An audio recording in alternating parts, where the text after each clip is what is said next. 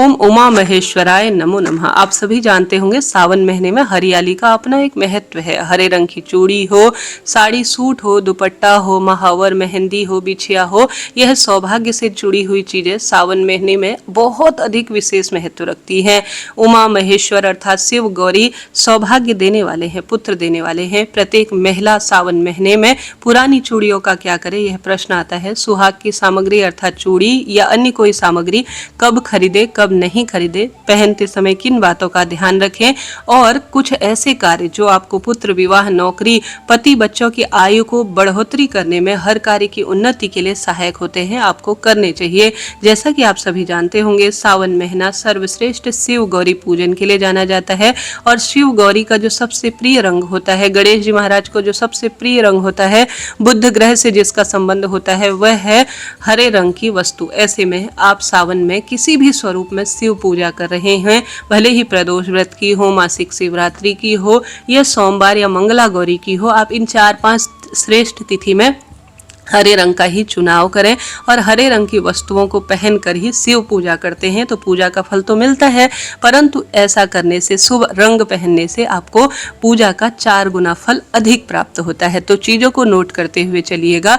आप सभी श्रेष्ठ रूप में सच्चे भाव, सच्चे मन से, जैसे आपको कोई प्रिय वस्तु प्रदान करता है या आपके लिए कोई प्रिय जो है सर्वश्रेष्ठ रूप में वस्त्र धारण कर कर आपके समक्ष आता है, तो आपको कितनी मन को प्रसन्नता मिलती है। ठीक उसी तरह से शिव पार्वती इस महीने धरती पर भ्रमण करते हैं। ऐसे में उनका जो प्रिय संगी साथी है, वह भक्त है, अगर वह हरे रंग के वस्त्रों का चुनाव करता है और उनकी शिव पूजा उनके अनुसार मनपसंद रूप में करता है, तो उन्हें बड़ी प्रसन्नता होती है और वह प्रसन्न होते हैं तो खूब इसका सुख मिलता है। ऐसे में महिला कोई कार्य करती है, क्योंकि वह घर का केंद्र बिंदु है, वह कोई भी कार्य करती है उससे पति, बच्चे, पूरा परिवार सुख प्राप्त करता है। नवग्रहों की दशा सुधरती है। महिला को ग्रह लक्ष्मी, संतान लक्ष्मी, वैभव लक्ष्मी और अपने आप में ग्रह स्वामिनी और धन लक्ष्मी के रूप में जाना जाता है। ऐसा मैं नहीं, ज्योतिष और शास्त्रों में वर्णित है, आप सब जानते होंगे। ऐसे में कुंवारी लड़की हो, हर एक महिला, कोई भी महिला, सुहागिन हो या किसी भी स्वरूप में वैदव्य योग से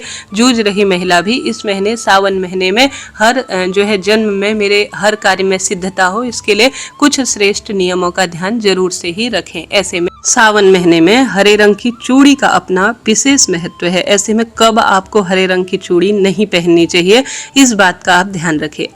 अमावस यानी पितरों की तिथि, और कांच जो है राहु से भी संबंध रखता है। ऐसे में अमावस्या के दिन और शनिवार के दिन, मंगलवार के दिन भी आप हरी चूड़ियां धारण न करें और न ही इन्हें घर लाएं।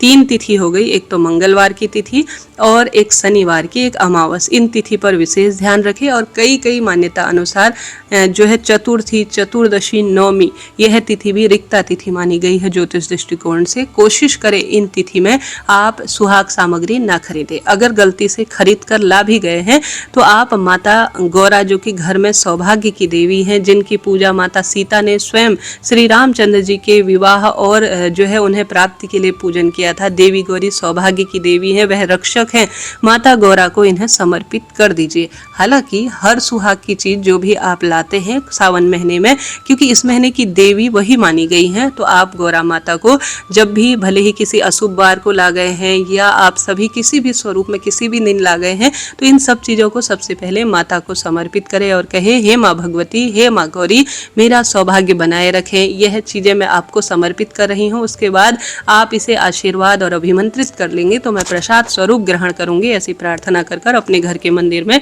2-5 मिनट के लिए चढ़ाकर फिर आप धारण करें। अब पहनने में बहुत सारे लोग गलती करते हैं। कभी भी आपने बड़े बूढ़ों के मुख से सुना होगा कि घर की देहली में बैठकर, अंदर की देहली हो, बाहर के मुख्य गेट की देहली हो, आपने देखा होगा कई गांव की महिलाएं जो थोड़ा सा कम जानकारी रखती हैं, वह देहली में बातें करते करते आलता लगाती हैं, महावर इत्यादि का प्रयोग करती हैं। देहली में बैठकर ही यह बहुत ही अशुभ माना जाता है। देहली में बैठकर चूड़ी, बिंदी, महावर, बाल बनाना, बिछिया धारण करना, ये भारी अशुभ है। दक्षिण दिशा दिशा यम दिशा मानी जाती है, पितृ दिशा मानी जाती है। और आपका जब आप सिंदूर भरेंगे माथे पर, बिछिया पहनेंगे, जो भी सुहाग सामग्री धारण करेंगे, बाल इत्यादि भी आपने सुना होगा, कभी भी देहली पर बैठकर नहीं करनी है और न दक्षिण दिशा होनी चाहिए। हमेशा चूड़ी पहनते समय अपने इष्ट पितरों का ध्यान करें, अर्थात माँ गौरी का ध्यान करें। उसके बाद चूड़ी पहनना और अनामिका उंगली अर्थात रिंग फिंगर, उससे मांग में सिंदूर भरना सौभाग्य की निशानी के रूप में जाना जाता है। हमेशा जब भी आलता लगाएं, गुरुवार का चयन करना बहुत श्रेष्ठ माना जाता है।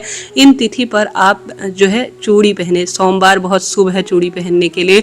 आप गुरुवार का चयन कर सकती हैं, बुधवार का चयन कर सकती हैं, शुक्रवार का चयन कर सकती हैं। ये बहुत श्रेष्ठ तिथि मानी जाती है सुहाग सामग्री को घर लाने, पहनने और माता गौरा को समर्पित करने के लिए। तो इन चीज़ों का आप बहुत ध्यान रखिएगा जी।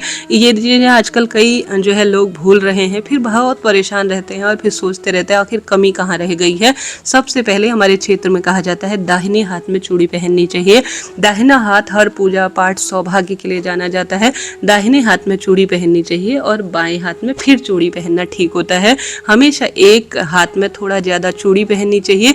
जैसे एक हाथ में आप 12 चूड़ी पहनते हैं तो दूसरे में 13 चूड़ी धारण करनी चाहिए। हमारे क्षेत्र में तो ऐसा कहा जाता है। आपके क्षेत्र में क्या कहते हैं जरूर से आप कमेंट्स में बताइएगा। तो इन नियमों का आप ध्यान जरूर रखें। इसके साथ साथ सावन महीने में हर कार्य की सिद्धि के लिए प्रत्येक महिला को, कोई भी महिला हो, भले ही वैदव्य योग से जूझ रही हो, कुंवारी लड़की हो, सुहागिन महिला हो, सभी को सुहाग सामग्री माता गौरा और सौभाग्यवती महिला या जो किन्नर होते हैं, क्योंकि महादेव द्वारा ही बनाए गए हैं, नर नारी किन्नर भूत पिचास राक्षस, इनका महादेव की नज़रों में समान जो है स्थान है। ऐसे में सावन महीने में कुंवारी लड़की को भी 2-2 चूड़ियाँ अपने हाथ में पहननी चाहिए। माता गौरा को सिंदूर समर्पित करना चाहिए, उसे अपने मस्तक पर तिलक रूप में सभी को धारण करना चाहिए, प्रार्थना करनी चाहिए। साथ के साथ सावन के पावन पवित्र महीने में आप सभी, कोई भी महिला हो, माता गौरा को हरे रंग की चुनरी अपने हाथ से वस्त्र किसी मंदिर में समर्पित कर कराते हैं तो बहुत सौभाग्य बढ़ता है। सावन महीने में किसी किन्नर को दान दक्षिणा के रूप में हरे रंग के वस्त्र जो है दिए जाएं, दक्षिणा और चूड़ी इत्यादि दान किया जाए तो इससे खूब सौभाग्य बढ़ता है जी। आप जानते होंगे जब किन्नर जिनका जो कि महादेव द्वारा बनाए गए हैं और इनका शास्त्रों में भी वर्णन मिलता है, अगर इन्हें सावन महीने में कहीं दिख जाए तो आप यह कार्य कर सकते हैं तो जरूर से करने का प्रयत्न करें। यकीन मानिए जो भी दुख दारिद्रता, पारिवारिक कोई दिक्कत, कोई शारीरिक परेशानी है, उनका निदान होता है।